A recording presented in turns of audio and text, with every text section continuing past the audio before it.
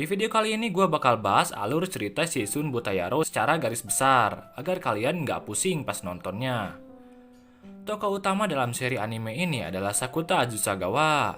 Cerita dalam light novel Seishun Butayaro ini berbeda-beda. Tiap volume menjelaskan sindrom yang berbeda-beda dan juga karakter yang berbeda. Tapi tokoh utama dalam seri ini tetap Sakuta dan Mai. Di sini gue bakal bahas anime TV sekaligus movie-nya. Oke, langsung ke pembahasannya. Tapi putar dulu intronya.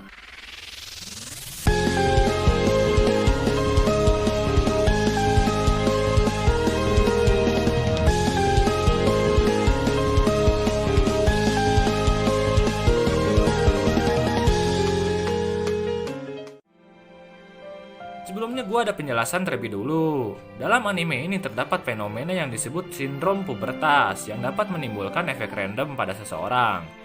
Sindrom pubertas adalah istilah yang digunakan untuk menggambarkan pengalaman abnormal selama masa remaja sebagai akibat dari kepekaan atau ketidakstabilan. Meski dianggap sebagai urban legend atau mitos, kejadian ini dialami oleh masing-masing tokoh utamanya. Sebelum masuk ke cerita utama, mari kita bahas dulu masa lalu Sakuta. Sekitar beberapa tahun yang lalu, Kaede yaitu adik Sakuta di sekolahnya sering difitnah, dimaki di dunia real life hingga dunia internet. Dan itu membuat dirinya terluka. Tapi anehnya luka yang dialami Kaede bukanlah luka hati, melainkan luka fisik berupa sayatan kecil. Dan itu diketahui sebagai sindrom pubertas. Kaede kesakitan dan efeknya dia terkena amnesia untuk melupakan masa lalu kelamnya itu. Hingga terbentuklah kepribadian baru dari Kaede. Kaede kemudian mengasingkan dirinya dari dunia luar, termasuk internet. Bersamaan dengan sindrom Kaede, sehari setelah sindrom Kaede bangkit, di dada Sakuta tiba-tiba saja terbentuk 3 luka besar berbentuk cakar. Hingga dirinya dilarikan ke rumah sakit karena lukanya sangat parah.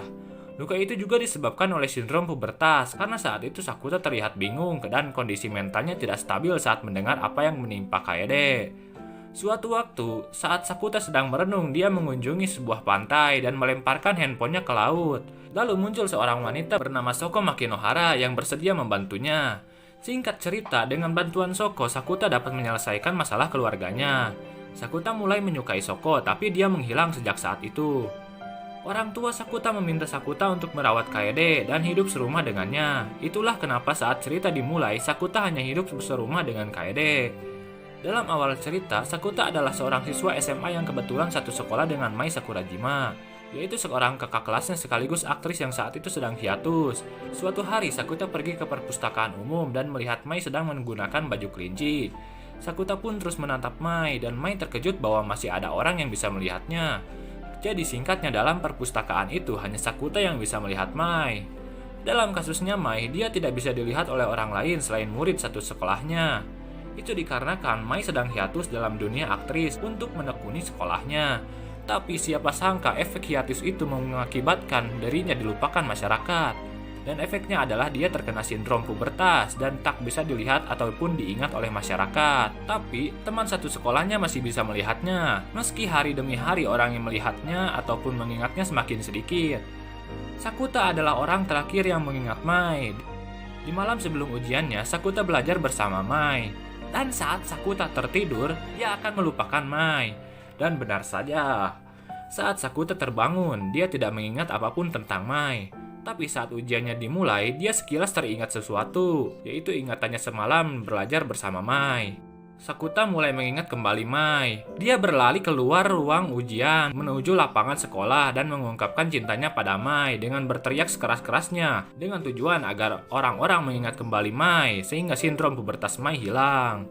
Setelah kasus sindrom Mai hilang, muncul karakter baru bernama Tomoe Koga. Sama halnya dengan Mai, Tomoe juga terkena sindrom pubertas, tapi dengan efek yang berbeda. Dalam kasusnya Tomoe, dia tidak bisa menerima keadaannya saat itu. Kekuatan sindromnya ini adalah memutar balik waktu. Artinya, waktu akan terus mengalami pengulangan hingga keadaan yang dia inginkan tercapai. Konsepnya hampir sama dengan Izanami milik Itachi. Saat itu ada kakak kelasnya yang mengungkapkan cintanya pada Tomoe, dan Tomoe tidak mau itu terjadi. Tapi setiap dia mengulang waktu, kejadian itu terus terjadi. Itulah kenapa Sakuta terus mengalami hal yang sama dalam episode ini. Dalam pengulangan waktunya, hanya Tomoe dan Sakuta yang dapat merasakannya. Selain mereka, tidak ada orang lain yang merasakannya. Efek sindrom ini kemudian hilang ketika Tomoe mengungkapkan cintanya pada Sakuta, tapi sayangnya cintanya itu ditolak oleh Sakuta. Setelah kasus sindrom Tomoe hilang, muncul lagi karakter yang menderita sindrom pubertas, yaitu Ryo Futaba. Efek dari sindromnya adalah dia menciptakan klon dirinya sendiri. Hal itu disebabkan karena bagian tubuh feminim Ryo berkembang lebih cepat dari teman-teman sekelasnya, dan itu membuat dirinya banyak dilirik oleh laki-laki lain. Oleh karena itu, dia mulai membenci tubuhnya sendiri. Dalam usaha untuk mendapatkan perhatian, Ryo memposting foto-foto seksinya di internet. Meski dia tidak menyukainya, karena dia terus melakukan hal yang bertentangan dengan kemauannya, Ryo terbagi menjadi dua versi. Versi satu adalah versi yang selalu menginginkan perhatian atau versi caper, sedangkan versi 2 adalah versi Ryo yang jaim. Efek ini hilang setelah Ryo versi 1 menyadari bahwa dia tidak akan kehilangan perhatian dari teman-temannya. Dan setelah Ryo versi 2 meminta dirinya yang lain untuk menghadiri pertunjukan kembang api, kedua versi Ryo ini pun bersatu kembali. Setelah kasus sindrom Ryo hilang, muncul lagi karakter yang bernama Nodoka Toyohama, yaitu adik tiri dari Mai Sakurajima. Efek sindrom dari Nodoka adalah bertukar tubuh dengan Mai. Itu disebabkan karena Nodoka merasa rendah diri dari Mai, karena ibunya selalu membanding-bandingkan dirinya dengan kesuksesan Mai. Nodoka adalah seorang idol, sedangkan Mai adalah seorang aktris. Dengan sindrom ini, mereka pun bertukar tubuh. Mai menjadi Nodoka, dan Nodoka menjadi Mai. Tapi setelah bertukar tubuh dengan Mai, Nodoka kewalahan dengan tekanan yang selalu dirasakan Mai. Efek sindrom ini kemudian dihilangkan setelah Mai mengatakan pada Nodoka untuk menjadi dirinya sendiri. Mai mengatakan agar Nodoka tetap menjadi versi terbaik dari dirinya. Setelah mendengar hal itu, Nodoka tersadarkan dan efek sindromnya pun hilang. Mereka kembali ke tubuh masing-masing. Setelah kasus sindrom Nodoka hilang, sindrom pubertas Kaede mulai aktif kembali. Amnesianya mereda setelah Kaede menyelesaikan daftar tujuannya untuk menjadi lebih sosial. Dia mendapatkan kembali kepribadian dan ingatan sebelumnya, tetapi kehilangan ingatan yang dia miliki saat mengalami amnesia. Sakuta merasa kehilangan sosok Kaede yang mengalami amnesia. Karena itu, luka Sakuta terbuka kembali. Tidak diketahui secara spesifik apa penyebab sindrom dari Sakuta, tetapi dapat dicatat bahwa luka Sakuta muncul dan dibuka kembali pada saat tekanan emosionalnya tidak stabil. Cerita dalam anime seriesnya berakhir di sini. Pembahasan berlanjut ke anime movie-nya. Dalam anime movie-nya, cerita berfokus pada Shoko Makinohara, orang yang telah membantu Sakuta di awal cerita tadi. Shoko lahir dengan kondisi kesehatan yang buruk. Sejak masuk SD, dia beberapa kali masuk ke rumah sakit karena kesehatannya. Diketahui 3 tahun yang lalu, kelas Shoko ditugaskan untuk menuliskan rencana masa depan mereka di selembar kertas. Teman-teman sekelasnya dapat mengisinya dengan mudah, tapi Shoko tidak dapat menulis apapun karena penyakit jantungnya. Ya, di sini Shoko realistis aja. Logikanya ketika seseorang udah tahu kalau hidupnya gak akan lama, dia mau nulis rencana masa depan apa? Karena kondisinya itu, Shoko mendapatkan sebuah sindrom pubertas yang memungkinkannya untuk memimpikan masa depan menjadi nyata. Sindromnya ini sesuai dengan judul filmnya, yaitu Yume Miru Shoujo atau Gadis Pemimpi. Dia menggunakan sindromnya untuk kembali ke masa SD, di mana dia disuruh menuliskan rencana masa depan. Jadi Shoko yang sudah besar tadi adalah Shoko dari masa depan. Hal itu membuktikan bahwa di masa depan Shoko masih hidup. Untuk penjelasan singkatnya adalah, kalian pasti udah tahu kalau dalam movie ini Mai mati ditabrak mobil karena menyelamatkan Sakuta. Sebenarnya Shoko dari masa depan kembali ke masa lalu untuk menyelamatkan Sakuta, karena di masa depan Sakuta lah yang tertabrak mobil. Lalu Shoko menerima donor jantung Sakuta. Itulah kenapa di masa depan Shoko masih hidup. Di masa depan Shoko menerima sindrom pubertas dan kembali ke masa lalu untuk menciptakan dunia di mana Sakuta masih hidup sedangkan dirinya mati.